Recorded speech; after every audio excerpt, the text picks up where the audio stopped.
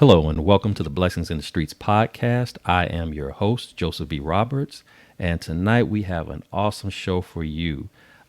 My guest in studio today is a woman of God, a very sweet person who I haven't had a chance to see in a very long time, but we've known each other since childhood, literally 40 years we've known each other, if that tells you anything. So she has taken some time out of her busy schedule to be on the podcast today to share a little bit of her journey with you, in hopes of empowering and encouraging someone through her story and through her battles with adversity in life. So without any further ado, let me please welcome to you Jatan Robinson. Jatan, thank you so much for being on the podcast. It is a pleasure to see you and to Absolutely. hear your voice after so long of a time. And now we actually live in the same city as well. So that's pretty cool too. Yes. Well, All right. I'm happy to be invited. I appreciate the invite, Joseph. Absolutely. And excited to do this. Absolutely. Absolutely.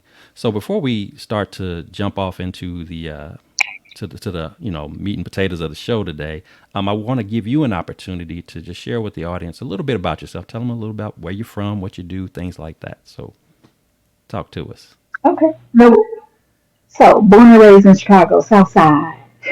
All right. And my husband and I moved down here to Texas in 2017. And we're in the GFW area and love it. Love it. Absolutely love it. As far as what I do, so for pay, I am an administrative support professional. Right now, I am a community manager for a how do you what do y'all want to call it? It's basically a corporate office leasing company. But for passion, I am a creative, so I am painting, I am writing, I am crafting, making jewelry. And for purpose, I am a certified life coach with a focus on women, their pain, their purpose, and their power. All right. That's That's awesome. me in a That's nutshell. awesome. Hey, that's a pretty packed field package right there for you, and wonderful work that you're doing. So that's awesome. Great, great, great. And of course, born and raised in Chicago, we representing Chicago tonight on the podcast. Outside. All right, all right. So, as with any journey, as we delve into your story, there's always the beginnings of it. And so I'm interested in finding out from you, if you would please share with us, what was it like for you growing up, South Side of Chicago, family life, neighborhood life? Kind of take us a little bit into that experience, fond memories that you have, as well as any challenges that you may have had to face along the way. Growing up, there were a lot of challenges, but I will say that there were some good times, some good memories. So as far as the challenges are concerned, I was born to a 15-year-old mother and a 16-year-old father. They had no idea what to do with a child. So I was raised with or more around my grandparents, and with my mom being a single mom and young and inexperienced. There were a lot of mistakes that she made as far as raising my brother and I, because my brother is 6 years younger than me. So she made a lot of mistakes, but at the same time, I learned a lot from the mistakes that she made. We lived in the projects for a while. We lived in poor neighborhoods for a while. We moved quite a bit just because of the relationships that my mother would get herself in and then have to leave, because they were not healthy. Um, Low income, low income. Um, and then she got married, and we moved some more and faced some more financial challenges, and um, things were rough. Um, yeah, things were rough. And we'll talk more about some of the rough stuff as we go, get deeper into this. But as far as the fun stuff, the memories, the friends that I made in grammar school, the friends that I made in high school, the friends that I made while living in the different neighborhoods that we lived in, and getting to be a kid when that wasn't my everyday thing. I didn't get to be a kid very often. So to enjoy my friends and be outside and just have a good time and laugh and not worry about anything. Those were good times for me. Going on long walks. At one point in time, we lived near the Hyde Park area, so going on long walks with my best friend from our building to uh, two and through the Hyde Park neighborhood. Um, the summertime, riding the bikes, just outside having a good time playing around. First loves, all of those things are fond memories for me. Um, Experiencing life as um a black girl in Chicago and getting the good and the bad of it all. Um, I have no regrets. As I've said many times, and I'm sure you've seen, I don't live with regrets. So all of those things that I've encountered in life, I'm actually very good with because I know that they all made me who I am. Um, just to get a little bit deeper. So, like I said, my mom was 15, my dad was 16. They never married, or at least they weren't married when I was born.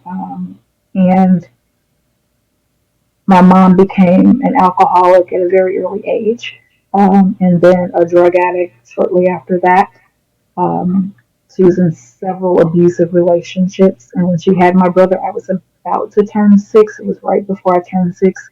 So I've been raising my brother from almost the time he was born up until the time he left home. Um, my first job, I paid his tuition because he was going to a Catholic school. At some point, he went to a Catholic school, so when I worked, I paid his tuition. I made sure that he was fed, that he went to school, that he had clothes. I did all of that for him because my mom uh, she was an addict, and her focus was not on her children, but she was still my mom, and I understood that there was something going on that I had no control over, and even she had no control over. So it was rough, but it was my life, and I appreciate having gone through all of it. Wow. Okay. Well, first of all, I appreciate your transparency in sharing that. And as you said, you had a variety of different experiences just in those few moments that you share with us. I mean, when you think about living scenarios, you said you moved a lot, so you made a swing from, hey, I've had experience being in the projects, and for those who are familiar with Chicago, you understand what project life is like. And but then you also had experience with Hyde Park, so again, it's like that's like night and day in terms of neighborhoods, and then the idea of being raised by young parents and just the whole environment that you had to go through, and the fact that you and I actually, of course, attended elementary school together. And just from the times that I've seen you, I can just even remember back in school, there was no evidence visibly to see of you that you were somebody that was living that type of lifestyle. So the mere fact that you were able, even at that young age, to be strong enough and keep it composed just to get through a school day, none of us necessarily Yeah. knowing that you go home to an environment that's totally different, where you're basically having to assume adult roles as a kid. That speaks volumes Mhm. as to the type of person that you are, and just God, protecting you and covering you in the midst of all of that. And I appreciate the fact that you said that you have no regrets, because there's a lot of people who could grow up in a situation like that, and can experience bitterness and frustration, and maybe even some ill feelings towards their parents in a situation like this. But I didn't hear you speak of anything like that. Mhm. You've taken that whole experience, the good and the bad and everything in between, and said, this is what made me me. And so I appreciate that, again, that transparency, Well, but also that strength and courage in what you shared, in that, just in that opening about what childhood life was like for you. Because I do believe that a lot of times the things that go on in our childhood, the good and the bad and otherwise, they do play a role in what ultimately leads out into our journeys as we reach into adulthood and other facets of our life. So with that said, let's kind of step into that. As we've been talking about so far, you've had a series of challenges in life, a series of adversities in life. But as with any adversities, as with any valley experiences of life, there are some that stick out a little bit different than others. So my question for you now would be, tell us about a time when you found yourself in a situation, even with all the stuff you think about just from childhood alone, but even into adulthood, a time in your life where you found yourself in a moment, a situation where this was like, this adversity hits different. This is like, I'm not sure if I'm gonna be able to pull this off, if I'm gonna be able to make it through this. This weight is a little bit heavier than norm for me, and even in my strength and even in my courage, I don't know about this one. Walk us through what that was like for you, what this journey is. So unfortunately, there were many, Mm-hmm. um, but one of which was me being raped at 17. And I had already been molested several times prior to the actual rape. There was one time during one of the molestation times where I literally heard God's voice. Um, and so did the person that was attempting. He was attempting to rape me, but we heard God's voice. And this is why I say it was God's voice, because we were on the second floor and there was no one else in the space that we were in. And we both heard, "Get off that girl." Mm. We both heard it. We're on the second floor, so there's no one in the window peeking in saying, "I see you, get off that girl." There's no one outside either of the doors that were closed to the room that we were in. There was no one around us, but we both heard, "Get off that girl." And he got up and left. Um, when I was raped at 17, I was raped by my mother's boyfriend who started out as her drug dealer. And he became her boyfriend. And he was also at that time a drug addict himself. And when it first happened and he left the apartment, and I called the police and I called my mom and we got everything started, she had my back 100%. Like I would think any mother would. She had my back 100%. And then as time went on, uh, that support began to lessen more and more and more. And it became very obvious to me that she was still too far in her addiction to be there for me the way that I needed her to be there for me. So that by the time that we got to court for um, what he had done to me, he got off because they both lied on the Mm. stand, both the gentleman that did it and my mother. And I didn't know that he had gotten off because the judge dismissed me so that he could hear from the two of them. He asked me to leave the courtroom, so I left the courtroom and I didn't know what had happened until we were getting on the bus to come home. And I asked my mom, I asked her, I said, so what's next? What do we do next? What's going on now? And she said, "Oh, don't worry about it. It's all taken care of." Um, they didn't, I don't have her exact words, but the bottom line was he wasn't reprimanded. They didn't punish him at all for it. Um, and we're on 26 in California, and we're getting on the bus and hearing her say he's not going to be punished for it. I stopped in my tracks. I couldn't function. I couldn't hear. There were people behind me ready to get on the bus, and someone had to literally push me to get me on the bus. Um, that was a really rough time for me. And for years, there was a sense of, I won't say hatred because I don't think it was as deep as hatred, but there was a sense of disdain for my mother, and a lack of respect for her because she'd allowed this in my eyes to happen to me and she didn't support me the way that I believed that she should as my mother. Um, and I held on to that for years. And I got to a point in life after a few other things had happened, including, you know, getting ready to graduate from high school, and this very same man who was not allowed in our building because at the time we had gotten put out of, we had gotten evicted from the apartment that we were staying in where this happened, where the rape actually happened, um, because they raided our apartment because he was selling drugs out of our apartment.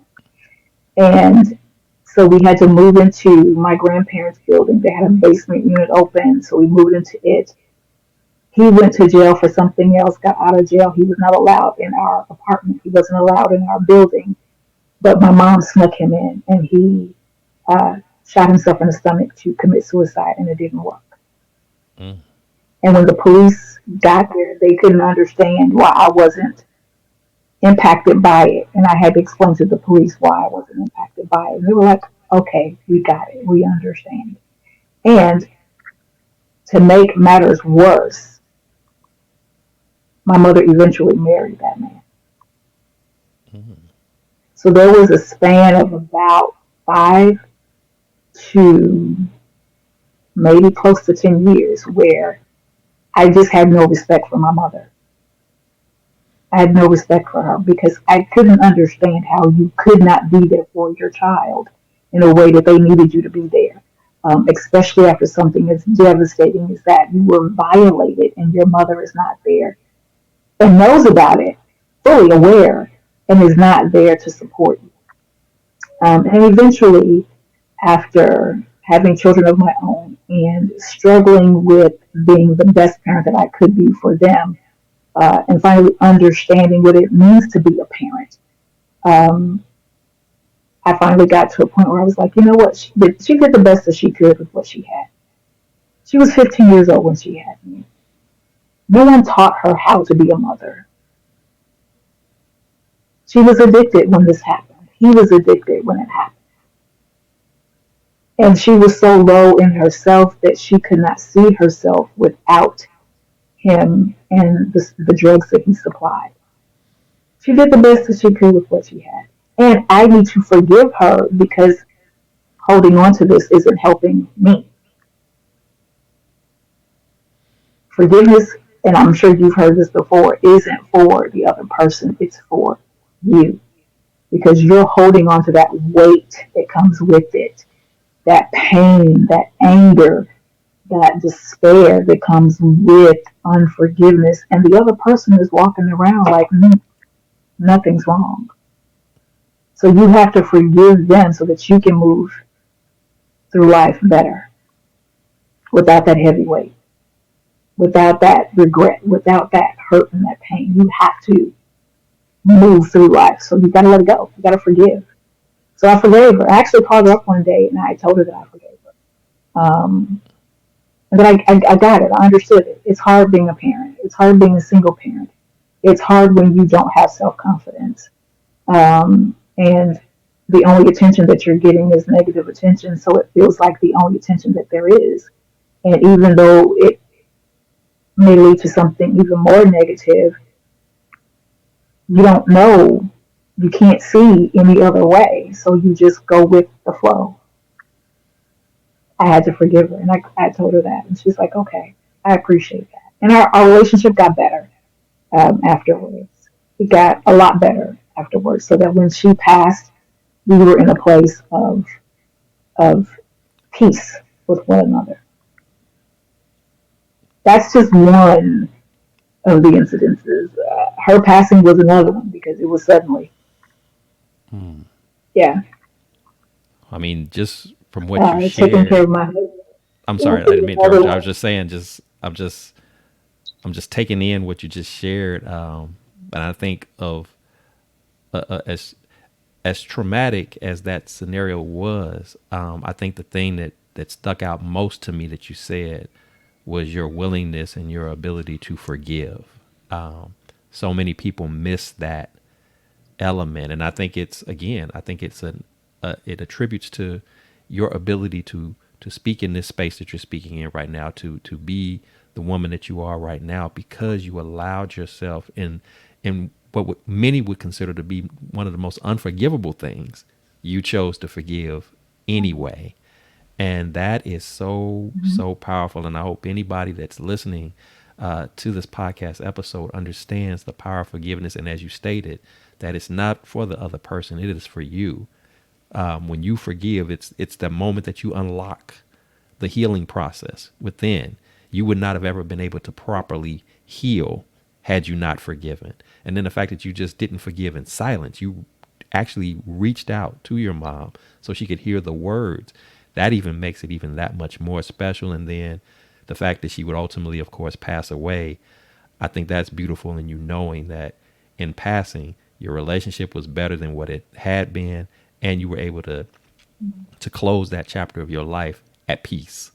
And Mm. knowing that, there weren't any regrets. There wasn't that, oh, I wish I would have said this, or I wish we would have had a chance to make amends. So that, it just speaks power, volume, courage, and everything wrapped around that is just such an important lesson to learn. And so I'm glad you shared that, because I'm a big fan of forgiveness, and at the end of the day, for those of us, of course, if you are a believer, you understand that, hey, we mess up sometimes, we make mistakes, we want forgiveness. So, and Right, sometimes we exactly. do some pretty, you know bad things, whether it's something that we said that we shouldn't have said, or something that we did that we shouldn't have did, or even if it was a thought that we had no business thinking. We desire that forgiveness. We desire that compassion. We desire that second chance. So for you to take that opportunity Right. to do so for your mother, show that empathy, show that understanding and concern. I don't think it was you forgiving, or I should say, excusing the behavior.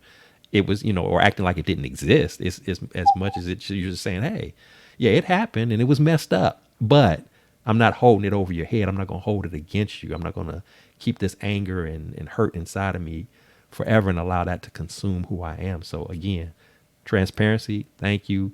And I just love the way you walk that process through with your mom, in that regard. But I know you do have another story that you'd like to share, that is completely different but equally as powerful, and I'm going to give you the opportunity to do that. Go ahead. Okay, I appreciate that. So, my husband, my current husband and I, we went to high school together, but I didn't know him in high school.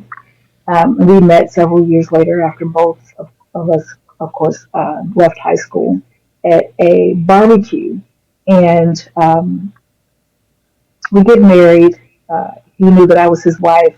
I had no intention on getting married again. I was done with that whole thing, and I had to pray and ask God, is this the man that I'm supposed to be spending the rest of my life with? Because if not, I'm okay with that, because I can live the rest of my life single. And God made it very clear that He was my husband.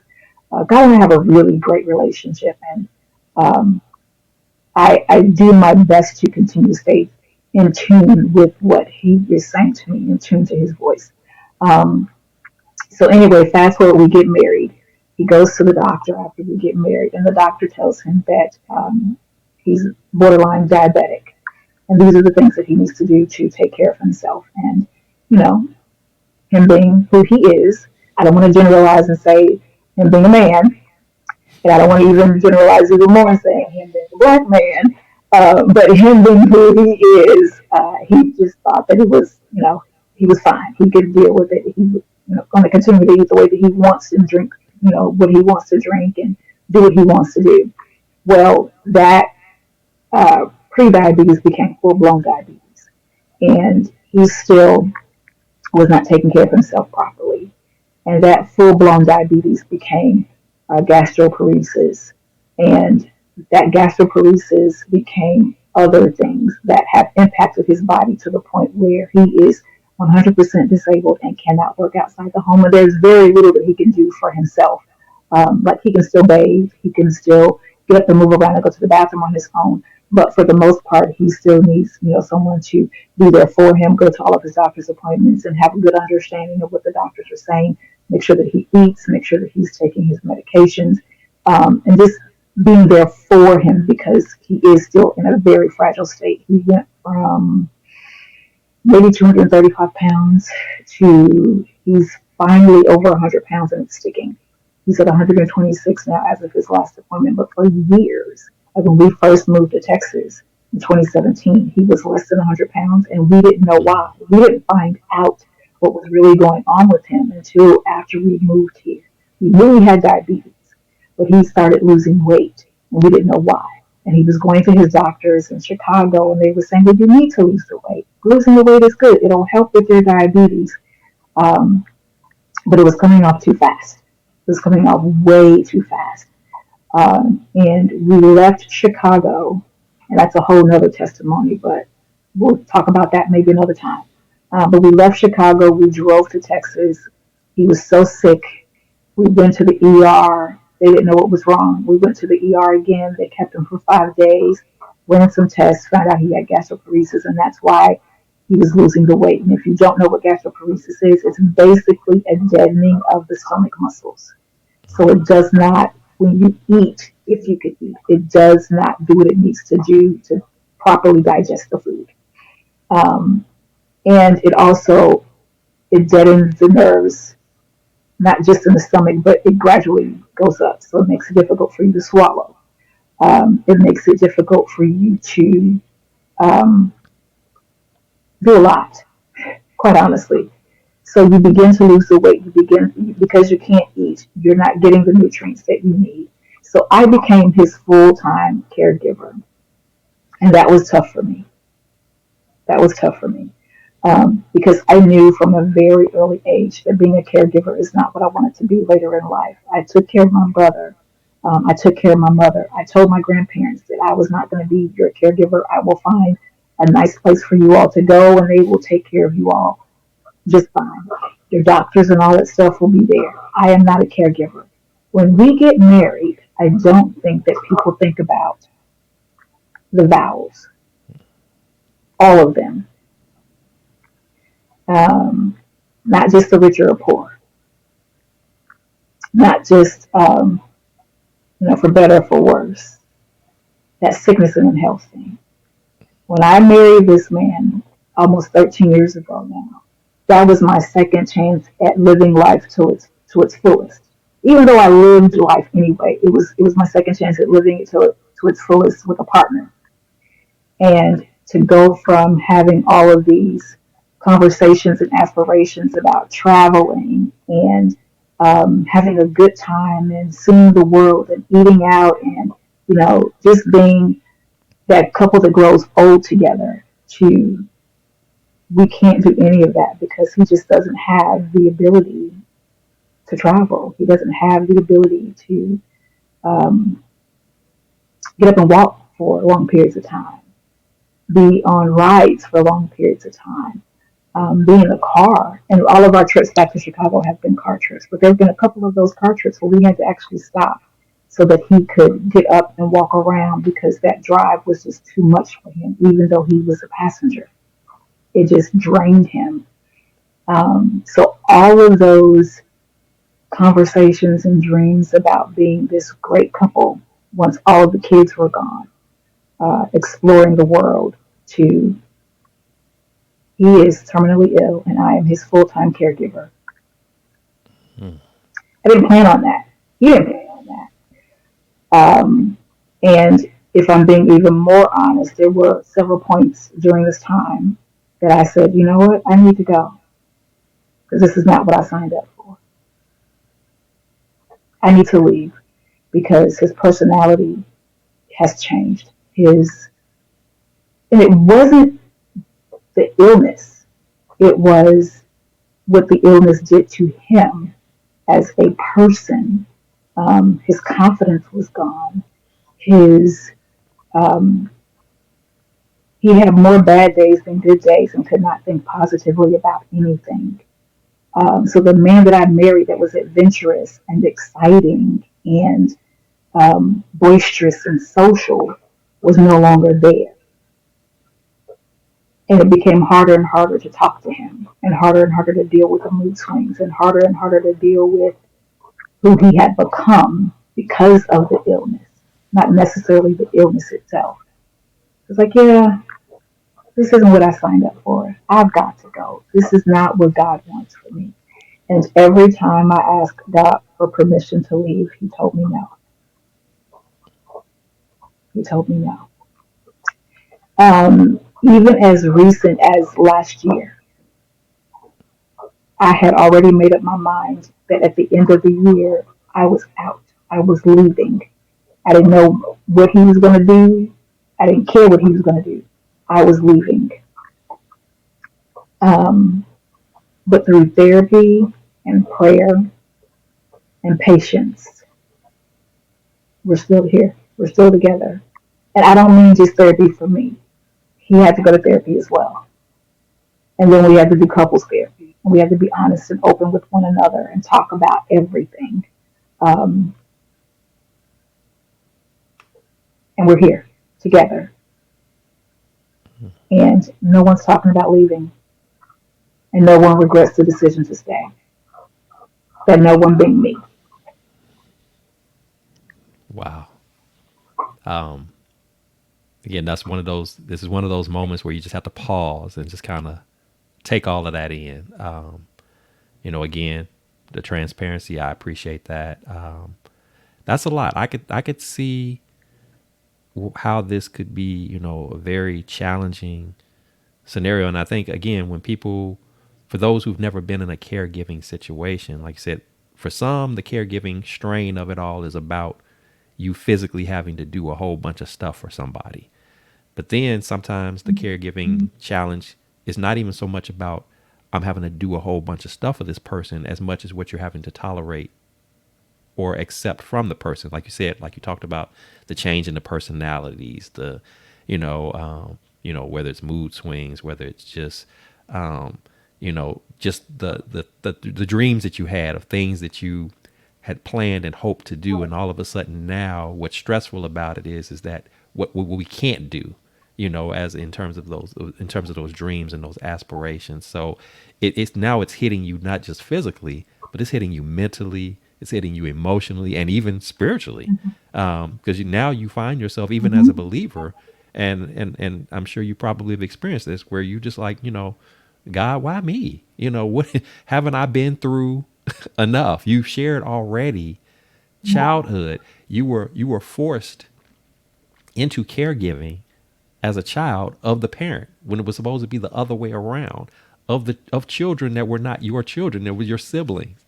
And then now you move into adult life Exactly. only to repeat the same cycle again, being, and when you say forced, we're not saying, I'm making you do this, but forced by the circumstances. The circumstances arise and that boom, here you are again having to do the caregiving thing, but this time it's to your husband. And to be able to withstand that and endure it, takes, I mean, it's an understatement to say that it takes a lot, but I appreciate the fact that you talked about, how you relied on prayer, how you relied on therapy. Again, we talk about therapy, that still is a taboo for many of us, particularly in Black community. If I go to therapy, I'm crazy, something wrong with me.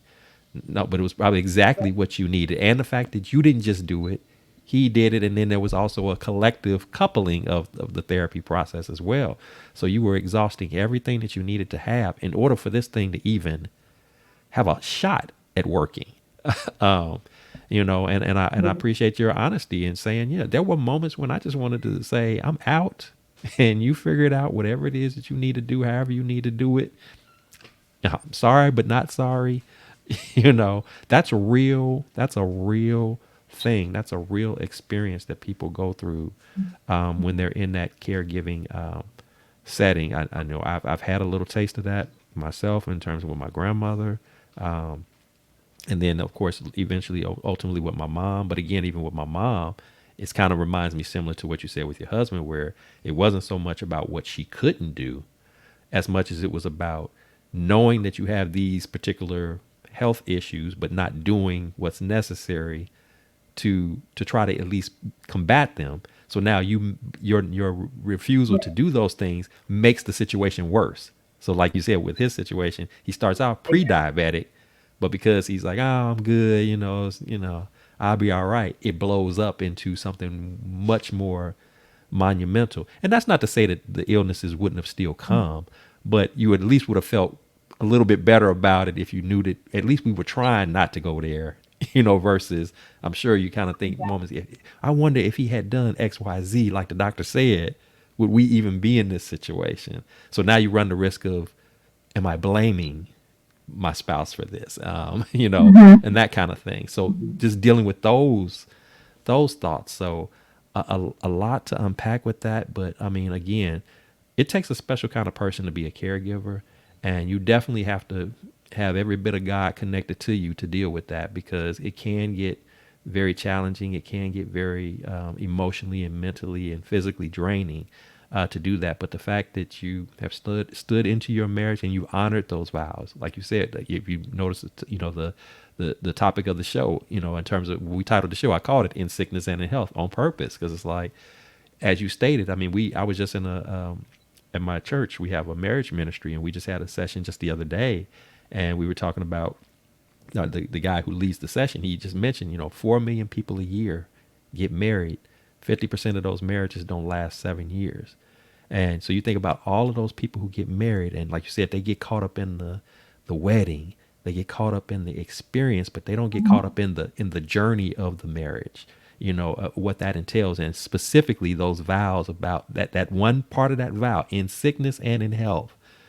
You kind of, we say it, but we gloss over it, never thinking that one or both spouses may someday be in a situation where they're relying upon the other, or on others outside of the home to care for them. And it's a shocking thing, but nevertheless, if you had truly took to heart what that vow meant, mentally it prepares you, so when it comes, it's not so much of a shock, because you vowed that could possibly happen. You vowed that it could possibly happen, that the money might not be right. Because I can only imagine, and you didn't even touch on this, but I can only imagine what the medical expenses have been, and whether or not all of those expenses Oh, have been good. expenses that are covered or not covered, and just dealing with that. um so but again, a testament to you for being a strong woman, to honor her wife, her wifely role in this marriage, and not giving up on your marriage, not giving up on your husband, and just doing what you can, as God has equipped you to do, to be as supportive and the caregiver that He's designed you to be. And as I think back to your story about what it was like growing up, and just that whole environment, I can't help but to think, is it possible that you had to go through that just to prepare yourself for In this? order to, Like, had you not gone through that, yeah, would it have even been possible for you to even remotely consider, like, you might have very well, you might have given up, like, right out the gate, had you not even had that to tap into, even though that was a traumatic and not great experience. But because you went through it, it's actually prepared you for this. So that's why it's so important for us to not so much get dismissive about our struggles, because if God allowed it to come down your path, it wasn't just random, for just something to just go on just for the sake of it going on. It's to prepare you for something, whether it's something along the way in your life, or exactly. if for nothing else, for you to be able to encourage somebody that may someday go through it. So again, hats off to you for certain in that regard, and prayers up in advance that you are still able to just sustain and keep going, without sacrificing your own personal well-being and whatnot, because that's also concerning as well, because you don't want to, even if you're doing it with the most genuine of heart and spirit and everything, you still have to find time to regenerate and refurbish you, because you can't pour from an empty cup. I mean, that's and with that said, that kind of leads me to my next question that I want to ask you.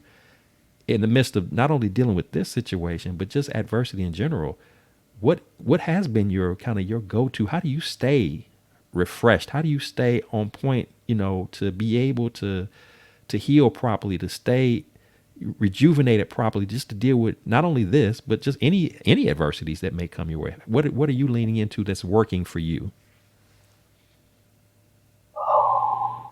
Um, Let me backtrack just a little bit before I answer that question. Hmm. So, this in sickness and in health, it's in the vows. We don't think about that very often, as I said. However, some of us will think about it, but we don't think about it as a this can happen right now kind of situation. Hmm. We think about that in a, oh, we're 70, 80 years old. Yep. We don't think about what if I'm 45 and he's 45, and then there's a tragic car accident, and now I've got to take care of him for the rest of his life because of that tragic car accident. Or what if something happens to her in childbirth, and now I've got to take care of this child that we were supposed to raise together, but now she's not here anymore because something happened during childbirth. We don't think about it, but we do. We don't always think about, oh, this could happen right now, not when I'm 60, 70, 80 years old. It could be a right now sickness kind of situation. Um, so I just wanted to touch on that really quick. Yeah, think about it could possibly happen. And I'm not saying dwell on it, but think about the fact that it could possibly happen right now, when you're saying those vows. And what do I do to keep myself balanced, essentially? I had to go back to, because I had stepped away from it for a while and I'd had my own near death experience twice because of it, the stress of being a full time caregiver, working a full time job, and still trying to take care of things that were going on in Chicago. Um, I had my own near death experience. And then I figured out that it happened because I have forgotten to take care of me, take time for me, spend some time with me, and getting back to who I was before I was wife, who I was before the illness got to the extent that it did, and then reconnect with God. So I reconnected with God, got deep into my prayer, and asking what it is that he needed me to do, and how was I going to get through it. Give me the strength to get through it. Real honest conversations with God. A lot of people, when they pray or talk to God, they feel like they have to hold some stuff back. God already knows your heart. All you have to do is verbalize it. He just wants to hear you say it. So I had to be honest with God. Look, this isn't what I thought was going to happen. So how do you want me to make it through this? Um, this isn't what you promised me in your word. So how do you want me to get through this? Having real conversations with God and being patient while He answered me, and then following through on His direction. And then I went back to my creative self. I have always been a creative person, and I'd lost that for a long time. Before I got married, I was in plays and I was writing and I was creating things. And then after I got married, I lost all of that. I lost me. So I got back to it.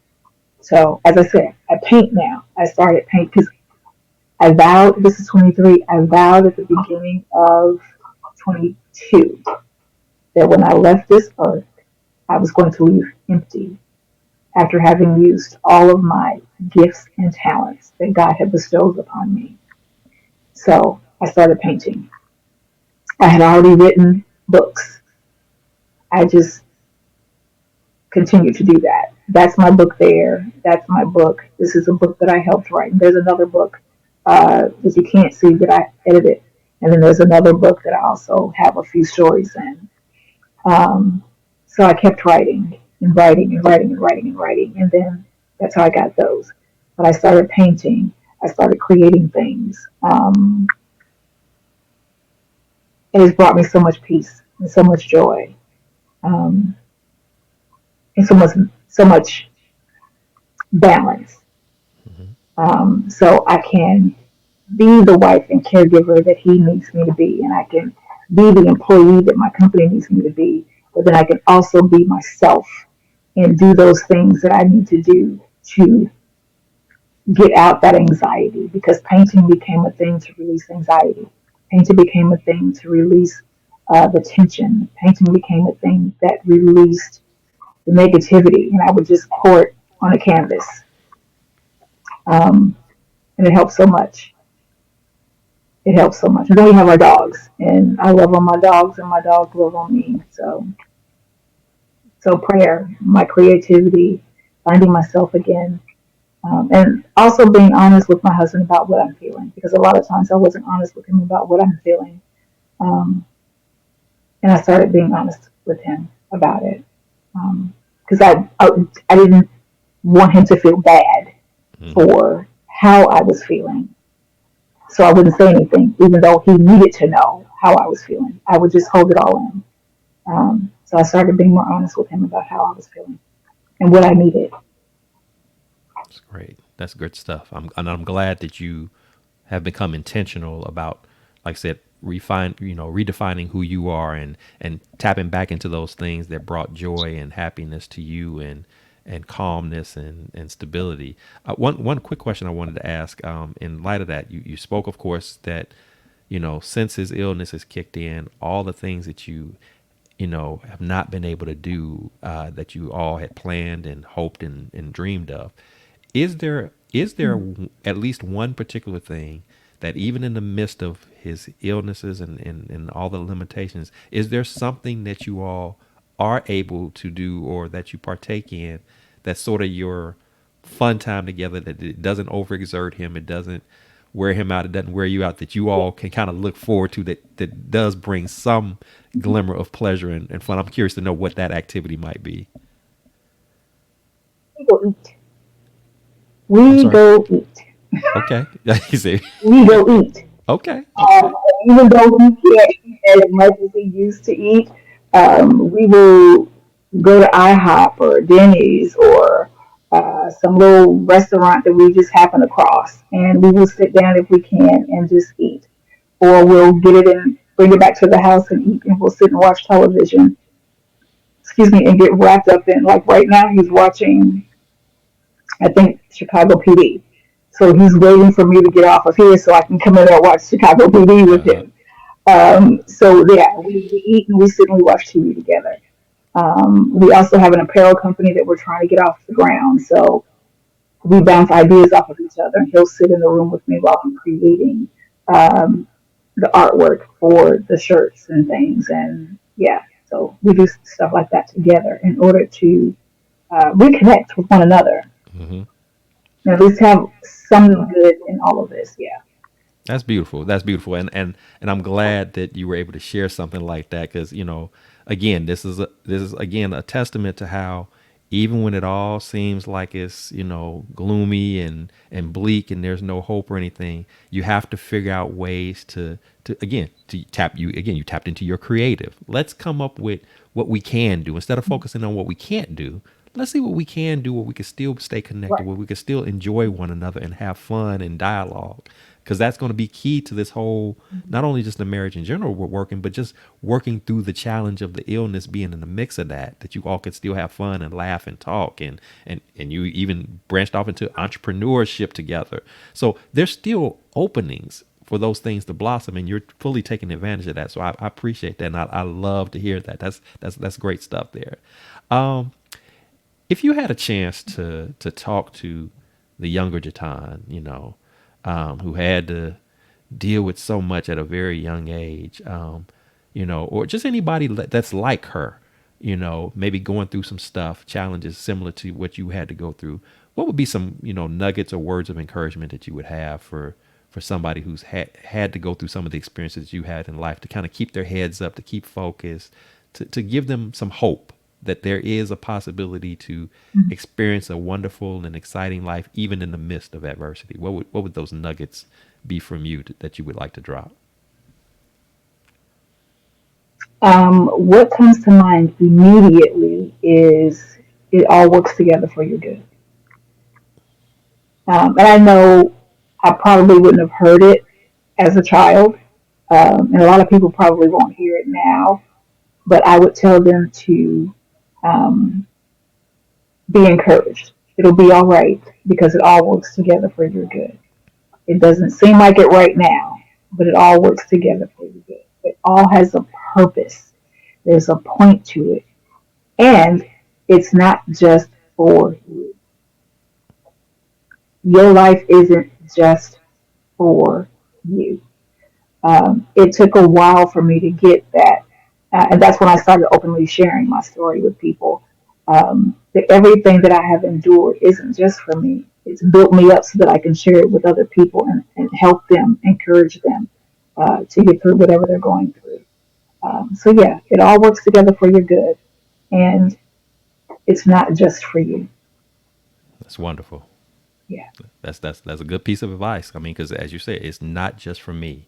You got to get out of ourselves and understand that we were created to serve. And so each of our patterns of service, each of our pathways of service is not going to be the same as the next person, but nevertheless, God created you to go through what you went through, to experience what you experienced, to tap into the gifts that you have, to be able to pour into others. Yeah, is there going to be some benefits and some pleasures and some opportunities for you personally? Absolutely, but it's not just all for you. So that's wonderful.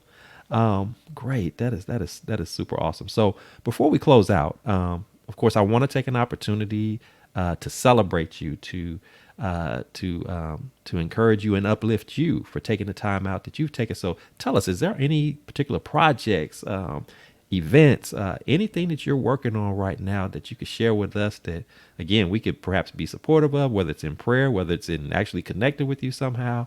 What's going on with your time? What's in the works that you got going on that you'd like to share? Some exciting news that you got going on. Well, Jatana is really trying to get all of her stuff out there. She's really trying to get her artwork out there. She's really trying to get her jewelry out there. So my art is on my personal Facebook page. My jewelry is on my personal Facebook page. Um, but I also have a page called My Daughter's Mentor, and that is focused on the mentoring piece of JatonRobinson.com and me being a certified coach, certified life coach. And if you want to see me, book with me, talk with me, you can find me at JatonRobinson.com. Or you can find me at My Daughter's Mentor on Facebook. Or you can just look me up on Facebook at Jatan Robinson. If you want to purchase something, you can do it there. And we're building the website so that you can purchase directly from the website any of the things that we're going to have. But as far as like events, I'm looking for events. I'm looking for speaking engagements. I'm looking for pop ups. I'm looking for all of those things so that I can be a part of. Because again, I know that this is not just for me. So I would love to be able to share my story on a broader platform so that I can help other people. Wonderful, wonderful. I'm glad to hear of all the great Specifically help works. other women. Yes, and again, and the fact that you are, your target audience is being able to empower and encourage women. That's some powerful stuff, and I love that. And thank you for sharing your various sites. So if anybody's checking, anybody's interested in Jatan services, please check out her artwork, her life coaching, her jewelry, your books. She's got the whole package for you. She's a one stop shop. And if you're looking for speakers, definitely check her out because as you can see, she clearly has a powerful story, and I'm sure we only got the surface of what she still has more to share, and we definitely will have to have you back on because I know that there's some other powerful things that you can pour out to other people that can be uplifting and encouraging. So thank you so much for that. And of course, myself, of course, I have my book, Blessings in the Streets, When God Leverages Our Valley Experiences. This podcast is an extension of that book. So anybody who's listening and may be interested in learning about the book, or of course, like you, I'm also interested in speaking opportunities and connecting in that way. So you can connect with me at blessingsinthestreets.com, or you can email me directly at godplus1 llc at gmail.com. I'm on Facebook. I have a Blessings in the Streets page as well. And of course, again, this podcast is just at its very early stages, but we are going to be packing some powerful stories, some encouraging moments. And it's all about uplifting and letting people know, of course, that we can't do it without God along the way. He has to be connected with us. We can't, this is not something that you don't get through adversity trying to carry that weight on your own. In fact, a lot of the weight that we attempt to carry are weights that we were never meant to lift to begin with. We're supposed to turn it over to him and instead lock arms with him and let him go with us through that storm. So when we come out on the other end, we're not destroyed, we're not consumed, but we come out stronger and better and wiser for that. So with that said, that brings our podcast to a close. Again, I thank you so much, Jatan, for taking time out to be with us. And we will definitely link up again, not only on the podcast, but we're going to try to see if we can do some collaborations because I think we're like-minded in some things that we're trying to do. So I think there's definitely some opportunities there. So we'll talk about that at a later time. But for my listeners, if you've enjoyed what you have heard today, please subscribe, please like, please share, please comment. And just remember, here at the Blessings in the Streets podcast, this is the place where your story is your glory, your relationships are relevant, and there's journey in your joy. So with that said, I am Joseph B. Roberts, your host. And until next time, be blessed, take care of yourself, and tune in because we got some exciting stuff coming along the way in the future. Thank you for joining us.